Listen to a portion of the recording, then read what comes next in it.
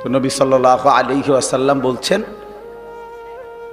প্রকাশ্যে তো তারা তোমাদেরই ভাই, তোমাদের সাথেই ন্যাক আমল করত, কিন্তু যখন একাকী গোপনে, ওয়ালাকিন ইদা খালাউ বিমাহারিমিল্লাহ ইনতাহাকুহা, একাকী যখন কোনো গুনাহ নাফরমানি হারাম কাজ করার সুযোগ পেত, তো একাকী হওয়ার কারণে করে ফেলত। মনে মনে ভাবতো যে কেউ দেখে না, কেউ শুনে নাই, কেউ দেখে নাই, রাতের অন্ধকার গোপন জায়গা একাকী। তো এই কারণে আল্লাহর নাফরমানি করত। আর মানুষের সামনে বেশভূষা ধরত বুজুর্গি, মানুষের সামনে একদম ফরহেজগার, একাকী আল্লাহর নাফরমান।